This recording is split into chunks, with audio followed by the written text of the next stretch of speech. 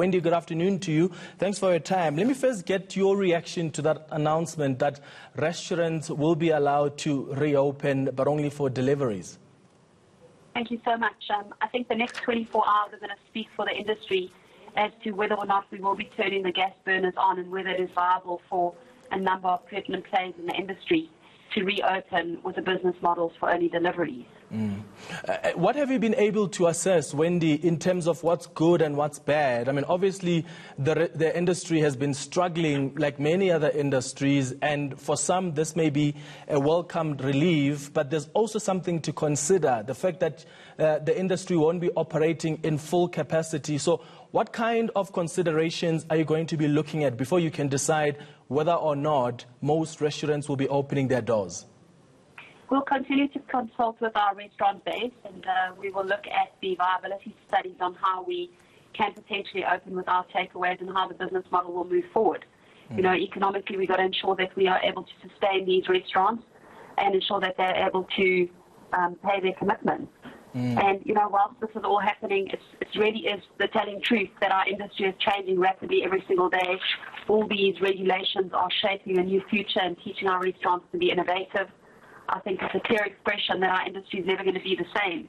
And we're going to start looking now at alternative measures on how we become innovative and we turn our restaurant industry into the new way of doing business. You know, we've got to respect and we understand, and we've heard the ministers loud and clear that their mandate is to ensure that they keep people off the streets. And we have to bring this in as part of our culture and look how we move forward in the days and weeks to come on how we reopen this industry with a new business model. And the truth, I think, will be in speaking for those restaurants who have been able to structure their businesses economically in a sound way who can move through this, or who will keep their restaurants closed until the lockdown is completed. Yeah, and obviously that will involve going back to the drawing table, as you say, to be innovative and come up with ways to allow the restaurants to thrive and make some money during this lockdown. And I think that will also then include looking at the infrastructure that is currently available now in the industry,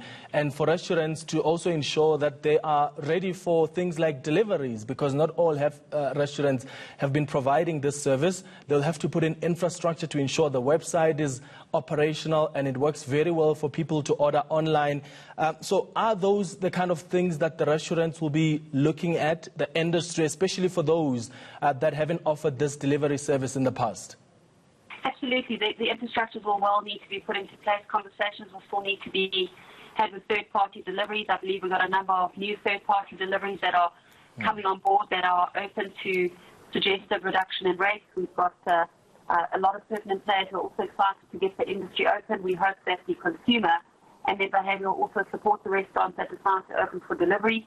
We can assure you that the measurements that we put out there for the good practice of health and safety is the continuation of the highest priority for our restaurants, and I'm sure that a lot of the consumers will be looking forward to receiving their favourite, if not their local takeaway for delivery.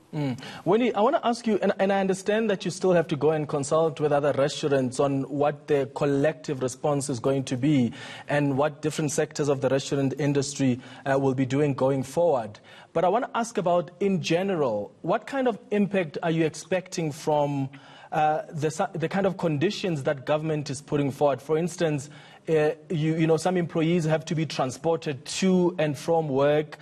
You also have issues of curfews between 8 p.m. and 5 a.m., so that may affect how people are transported between home and their workplaces. What impact would that have on the finances of the industry, given how they've already started struggling from when the lockdown started? What I can speak is a couple of the brands that we work with have decided to close their businesses completely. We've well seen the correspondence of both the Spur Group and the Ocean Basket Group, and I think that is evident of the financial impact. And they will take the time, I imagine, to look at new ways of preparing their businesses for opening. And a number of larger restaurants and larger restaurant chains have taken the same mandate. And I think the restaurants that are looking at doing takeaways have to learn a new way of doing business, and there are some challenges that will come with it. They've got to do a financial model. They've got to look at a reduced menu, an affordable menu. Delivery costs are obviously very expensive. They're going to look at the staff shifts, the rostering of those staff, possibly reduce staff, reduce hours, reduce wages. But I think that they will take steps to get their staff back into their businesses and get their businesses to life in the limitations that there are.